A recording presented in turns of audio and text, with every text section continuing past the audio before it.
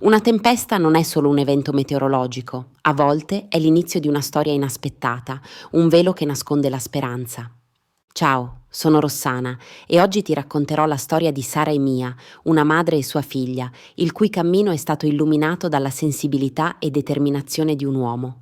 Insieme hanno trovato la forza di superare le difficoltà, riprendendosi la loro serenità e scoprendo un amore inaspettato. Un rovescio insistente martellava i vetri della farmacia del Sole. Dentro, Elisa Riva stringeva con mani tremanti la sua borsa, il poco contante che possedeva contato e ricontato chissà quante volte, 3,45 euro. Una cifra irrisoria, persino per l'antipiretico che la piccola Chiara, la sua bambina di 7 anni, attendeva con il viso arrossato dalla febbre e gli occhi lucidi di lacrime trattenute. Mamma, non ce la faccio più, mormorò la piccola, aggrappandosi con debolezza alla gonna di Elisa. Elisa, 32 anni, portava con grazia la stanchezza profonda che le segnava il volto. Lavorava sodo come cameriera al Caffè delle Ginestre, ma tra l'affitto, le bollette e le 1000 spese di una madre single, i soldi erano una costante chimera.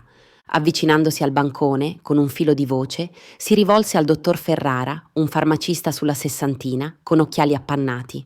Avrei disperatamente bisogno di questo farmaco per mia figlia, ma non ho di più di 3 euro. Potrei saldare il resto questo fine settimana quando mi pagano. Il dottore, pur dispiaciuto, scosse il capo. Mi spiace, signora Riva, le nostre politiche sono chiare, non possiamo concedere credito. Proprio in quell'istante la campanella all'ingresso tintinnò annunciando un nuovo cliente. Un uomo sulla quarantina, alto, elegantemente vestito, con capelli scuri leggermente brizzolati e occhi verdi penetranti, varcò la soglia. Il suo cappotto emanava un'aura di raffinata distinzione. Era Marco Rossi, un noto architetto paesaggista, proprietario di un prestigioso studio di design urbano con commissioni internazionali.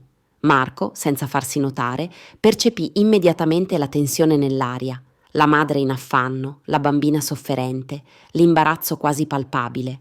Senza dire una parola a Elisa, si avvicinò al dottor Ferrara e con un cenno discreto gli porse la sua carta di credito. Per favore, aggiunga pure un pacchetto di vitamina C extra per la piccola, disse a bassa voce al farmacista, mantenendo lo sguardo sul dottore, quasi ignorando la presenza di Elisa. Poi si spostò verso il reparto igiene personale, fingendo di consultare degli espositori. Elisa, sorpresa dal gesto inatteso, si voltò confusa, cercando con lo sguardo quell'uomo che ora era scomparso tra gli scaffali. Il dottor Ferrara, intuendo la situazione, annuì e processò la transazione. Ecco a lei, signora Riva, l'antipiretico, l'antibiotico e l'integratore per la bambina. Forza, piccola, rimettiti presto, disse con un sorriso rassicurante, porgendole il sacchetto. Elisa, ancora sbalordita, riuscì a balbettare solo un flebile «grazie». Il giorno dopo, Chiara si svegliò visibilmente migliorata e il cuore di Elisa fu invaso da un'ondata di gratitudine. Il mistero di quell'uomo generoso l'aveva colpita profondamente. «Mamma, visto che sto meglio, posso venire con te al bar?» chiese Chiara, la sua voce squillante di ritrovata energia. «Certo, tesoro, la signora Sofia sarà felicissima di vederti e preferisco tenerti d'occhio durante la giornata», rispose Elisa, mentre si preparava per la sua giornata al Caffè delle Ginestre, un intimo angolo bohemien nel cuore di Trastevere. Sofia, la proprietaria, una donna sulla sessantina dal cuore d'oro, era per Elisa una vera seconda madre. Era tardo pomeriggio e Marco Rossi entrò nel caffè. Elisa, intenta a riordinare il banco, sentì il cuore sussultare. Era lui, l'uomo della farmacia. Marco non si avvicinò subito al bancone, ma si sedette a un tavolo in fondo, osservandola con discrezione mentre lei serviva gli altri clienti. Elisa, avvertendo quello sguardo, si fece coraggio. Appena ebbe un momento libero, si avvicinò al suo tavolo. «Scusi», disse, la voce incerta ma ferma, «ieri in farmacia è stato lei, vero? Non so davvero come ringraziarla. Non avrei mai potuto comprare le medicine per mia figlia. Avevo già chiesto un anticipo sulla mia paga e non potevo chiedere un altro prestito alla mia capa». Marco le rivolse un sorriso gentile. «Non c'è bisogno di ringraziare, signora. Ho agito d'impulso, pensando che fosse la cosa giusta da fare». Elisa però insistette. «Ma voglio restituirle quei soldi. È un debito e mi pesa». Marco la guardò con un'espressione pensierosa, quasi un'idea gli fosse balenata in mente. E se, invece di restituirmi i soldi, mi facesse un favore diverso? Elisa lo guardò con un misto di curiosità e sospetto. Che tipo di favore? Marco spiegò che il suo studio, Rossi Green Design, stava cercando una persona affidabile per gestire l'archivio digitale e coordinare le comunicazioni con i fornitori per i nuovi progetti. Non è un lavoro da cameriera, precisò, ma una posizione di responsabilità d'ufficio. Ho notato la sua efficienza e la sua attenzione ai dettagli qui al caffè e la sua dignità ieri in farmacia mi ha colpito molto, facendomi pensare che lei sia una persona estremamente scrupolosa e degna di fiducia. Ci pensi, il colloquio si terrebbe lunedì prossimo. Elisa rimase senza parole. Era un'opportunità inattesa, un'occasione di riscatto che non avrebbe mai osato sognare. Ci penserò, certo, rispose, la mente che già elaborava freneticamente la proposta. Quando la caffetteria fu chiusa e iniziavano a sistemare, Elisa raccontò tutto a Sofia, che l'abbracciò, incoraggiandola con entusiasmo. Elisa, questa è la tua occasione d'oro, afferrala al volo. Elisa si presentò al colloquio da Marco Rossi il lunedì mattina, un misto di eccitazione e nervosismo che le faceva battere forte il cuore. Nonostante l'agitazione, si dimostrò lucida, brillante e preparata, rispondendo a ogni domanda con acume.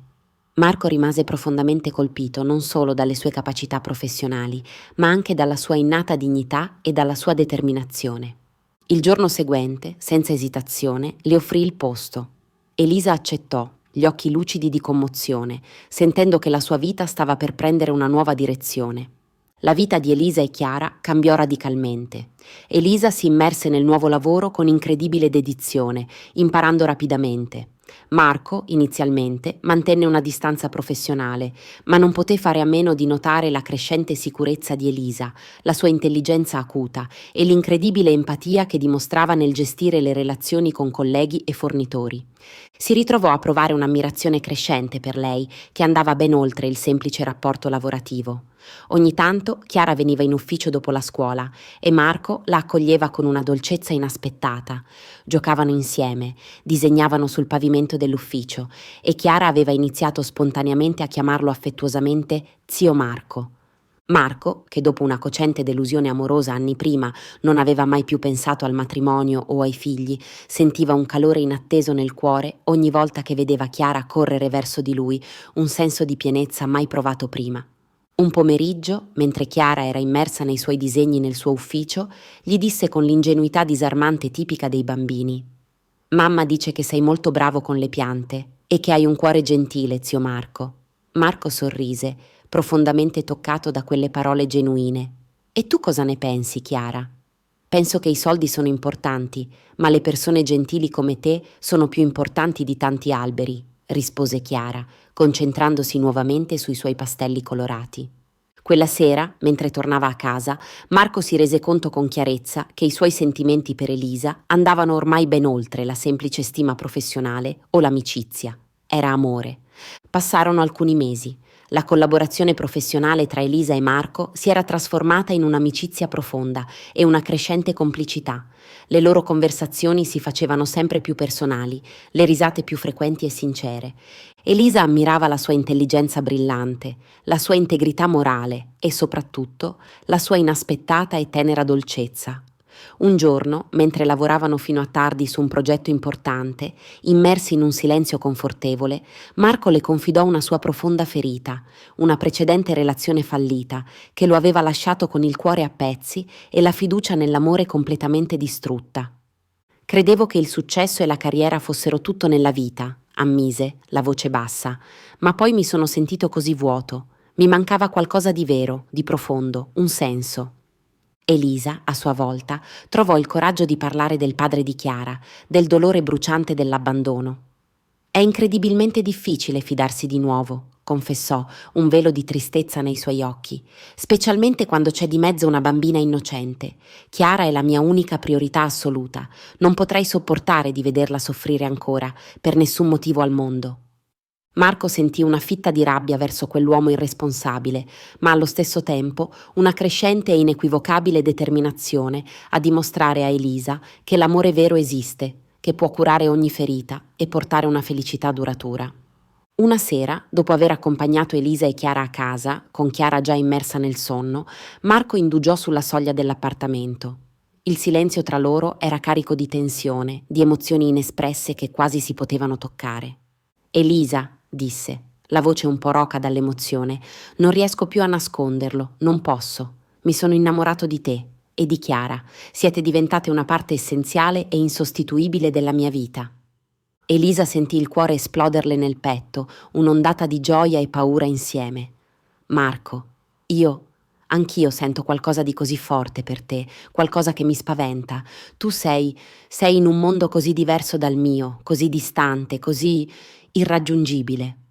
I mondi si uniscono, Elisa, disse lui, prendendole delicatamente le mani e stringendole con affetto. Non sono un principe delle favole, sono solo un uomo che ha finalmente trovato la sua felicità e il senso della sua esistenza con te e Chiara. Dammi solo una possibilità di dimostrarti che l'amore, quello vero, è più forte di ogni differenza sociale, di ogni ostacolo. Le lacrime, calde e liberatorie, scesero sul viso di Elisa, ma questa volta non erano lacrime di tristezza o paura, bensì di speranza e di una gioia inattesa e profonda. Ti amo, Marco, sussurrò, lasciandosi andare in un abbraccio che racchiudeva anni di solitudine e di sogni repressi. E anch'io vi amo, entrambe, più della mia stessa vita, rispose lui, stringendole a sé. 6 mesi dopo, Elisa e Marco si sposarono in una cerimonia intima e suggestiva nel Giardino dei Cedri, il luogo preferito di Marco, con la piccola Chiara come damigella d'onore, raggiante di felicità nel suo abito bianco. La vita di Marco, Elisa e Chiara si fuse in un'armonia perfetta e inaspettata, un equilibrio che li rendeva completi. Marco, profondamente ispirato dalla loro storia e dalla forza di Elisa, creò una fondazione dedicata a sostenere giovani madri in difficoltà, offrendo percorsi di formazione professionale e borse di studio.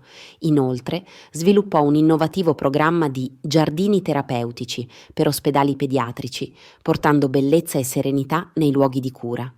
Sai cosa ho imparato da quando vi ho incontrate, Elisa? Disse Marco una sera, mentre guardavano Chiara giocare spensierata nel vasto giardino della loro nuova casa, un'espressione di profonda gratitudine sul suo volto. Che a volte le risposte più grandi e significative arrivano nei momenti più semplici e inaspettati della vita. Quel giorno in farmacia pensavo di aver solo compiuto un piccolo gesto di gentilezza. Invece ho trovato la mia famiglia, il vero scopo della mia esistenza. Elisa gli sorrise dolcemente, appoggiando la testa sulla sua spalla, il cuore gonfio di amore. E io ho imparato che la vera generosità non è solo dare denaro, Marco, ma dare speranza, dare opportunità e soprattutto dare il proprio cuore, senza riserve.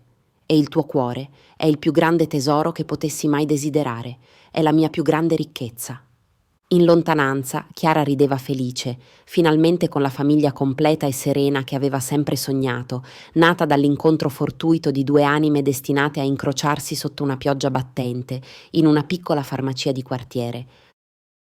Se questa storia ha risuonato con te e ti ha emozionato, non dimenticare di lasciare un mi piace, iscriverti al canale e attivare la campanella per non perdere i prossimi racconti avvincenti e pieni di speranza. Sono Rossana e ti aspetto alla prossima storia.